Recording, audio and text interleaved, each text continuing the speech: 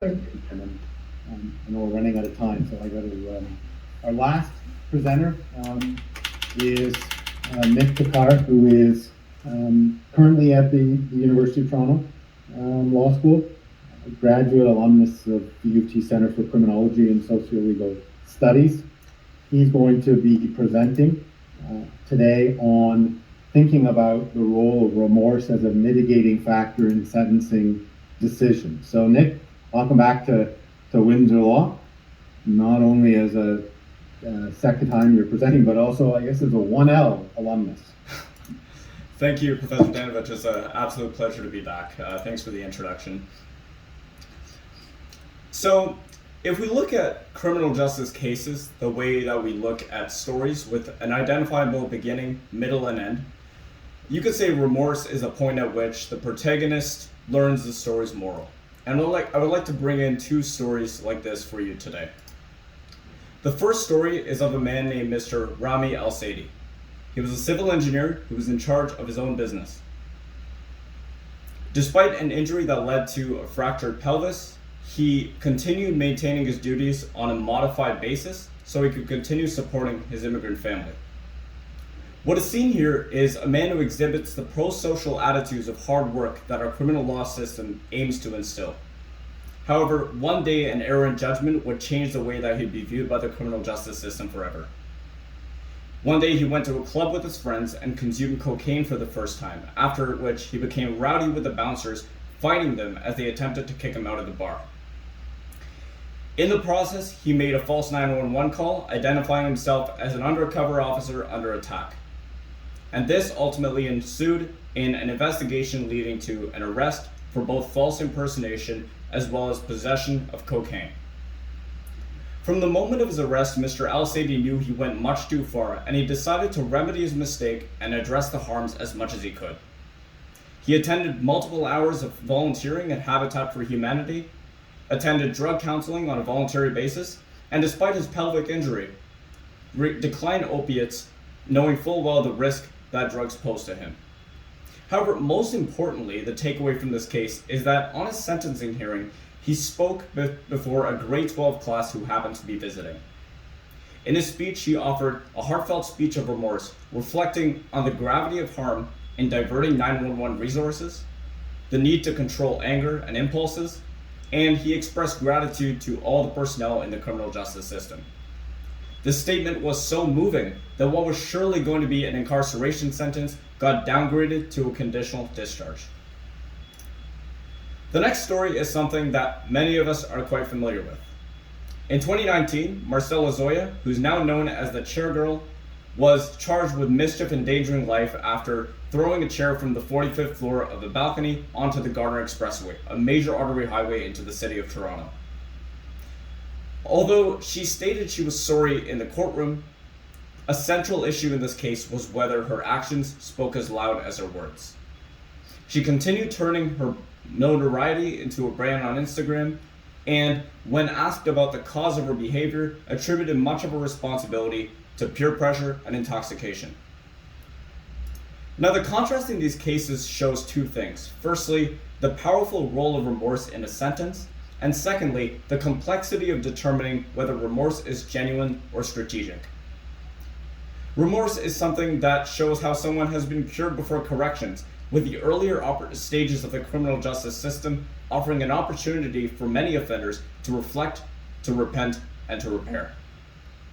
It's also something that touches on a number of sentencing objectives. A remorseful offender is more likely to have denounced their own conduct, been deterred from future offending, being motivated to rehabilitate others, and rehabilitate themselves, and become instilled with a sense of responsibility, both of the offense as well as the harm done. Despite this, there is a lack of direction at the Supreme Court of Canada level to distinguish between authentic and strategic remorse. So we are left to courts of appeal across Canada, which focus on three frequent themes. The first is the expectation that offenders exhibit distrust. The second is that they admit and acknowledge responsibility. And the third is that they're motivated to rehabilitate. So the expression of distress carries a standard of painful signs of internal regret. This means that individuals who exhibit sickness, visible shame, crying, and inconsolability are considered more credible of remorse.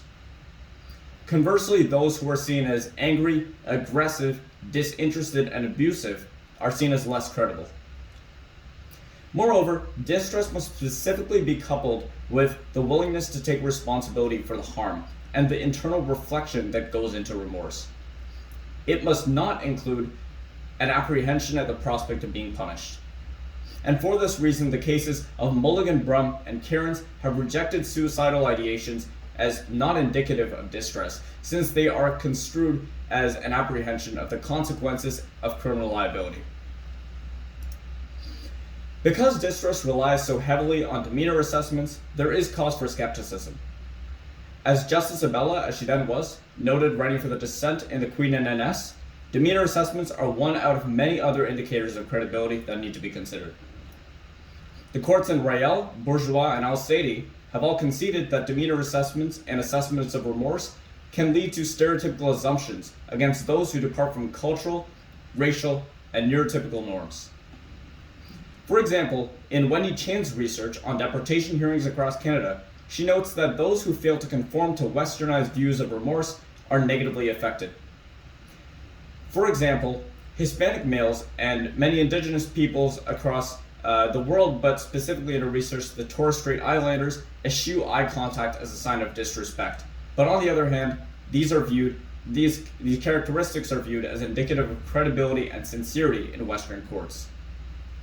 Similarly, the strong association, yet subconscious association, between blackness and dangerousness or criminality continues to translate into discretionary decisions, including pretrial custody, as well as in Bowers and Steiner's study into assessments of remorse, where the same individual can be viewed as either incorrigible or remorseful. Additionally, psychological conditions and developmental disabilities can translate into negative demeanor assessments, since they may lead to mannerisms such as fidgeting and distraction that may depart from the dominant understandings of remorseful demeanor. In addition, courts look at the acknowledgement of responsibility, and of course, acceptance is the first step to recovery. The standard of acknowledging responsibility involves total agency, which means that those who attempt to deflect responsibility or minimize or rationalize their conduct are viewed as less remorseful than those who claim agency in full. This means that an individual who defines a criminal act as outside of their control is seen to indicate that the punishment is something that they do not deserve. Now, there are two reasons for this. Firstly, the presumption that all individuals are autonomous and a truly remorseful offender will recognize their own autonomy. And secondly, such a measure ensures that individuals do not provide a justification for their crime and are willing to confront the gravity of their actions. However, there are also two issues with this. Firstly, such a high standard fails to realize that many do not have absolute agency, and constrained choice is a reality for many people.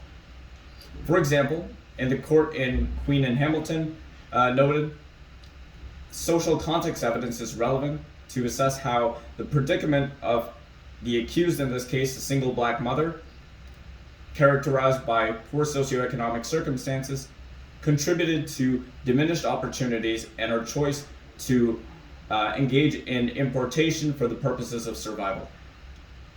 The Queen and Morris more recently decided last year also conceded the impact of social context evidence, noting that factors such as systemic racism, intergenerational poverty, and significant distrust and trauma led to Mr. Morris's decision to carry a firearm, as well as make certain decisions to evade police when he was in pursuit.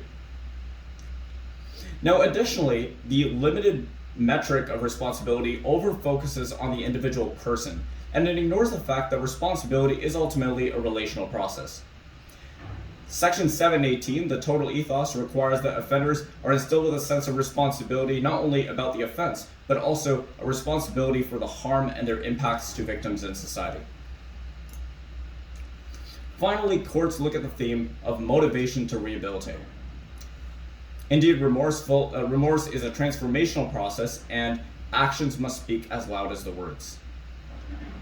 Pro-social activities that are considered by the courts include things like volunteer activities, making reparations and providing compensation, and undertaking counseling, specifically drug counseling.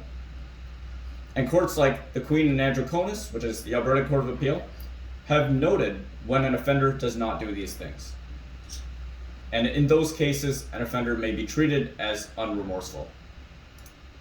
However, once again, it is unrealistic to assume that such opportunities are available to everybody. For one, individuals who have low educational background opportunities or criminal records may have diminished opportunities for work, even if the criminal records are of a minor nature. The reduced financial autonomy of some individuals can lead to a diminished ability to volunteer due to the pressing obligations to support one's family. But I would say most importantly, the concern is that in many cases, individuals may not be knowledgeable or have the access to treatment options, and often this is something that's more readily provided at the correction stage. For this reason, the expectation that all individuals will arrive at these conclusions is unrealistic. So all in all, we do need to create a new test and a more evidence-based test that evaluates remorse. And this must look at remorse in a manner that distinguishes between sincere and strategic, but also weighs competing considerations based on the facts of the case. This means that distress, responsibility, and rehabilitation must not be treated as checklist items, but rather as criteria balanced against each other based on the facts. For example, if an offender has not participated in many rehabilitation or pro-social programs, the facts should be weighed heavier onto distress and responsibility. Distress can be expanded by adding such information to pre-sentence reports and psychological reports, which talk about the information of the offender that goes beyond the demeanor assessments in the courtroom. Additionally, when demeanor is an issue, social context evidence can be brought in to ensure that judges are aware of diverging understandings of demeanor and the need to not let that bias their assessment of remorse. Responsibility can be expanded to this dualistic understanding of not only the responsibility of the offense, but also the sense of responsibility to others. When cases are of a victimless nature, the first consideration should take priority. But when an offender is found to have constrained choice, the second should. This is more in line with the relational process of remorse, as well as the overall objective of Section 718 to both the offense as well as surrounding society. Finally, rehabilitation prospects can be expanded to ensure that a willingness to reform can also be treated as sufficient. So in other words, when an individual is not able to attend certain rehabilitation opportunities due to a lack of access, ability, or privilege, judges must consider more any statements acknowledging a willingness to reform. And this can be done by asking the offender various questions about their own needs and provoking a response. The needs of the individual can then turn into the basis of the nature and type of sentencing, as well as available treatment programs. And once again, these three criteria should not be treated as checklist items, but rather balanced against each other based on the facts of the case. That concludes my presentation, and if you would like to discuss anything further, you can ask questions at the end, as well as connect to me on the QR code as well. And thank you so much again, Professor Panovich. Thanks, Nick. It's nice to see you again. All right, so I see we're almost at the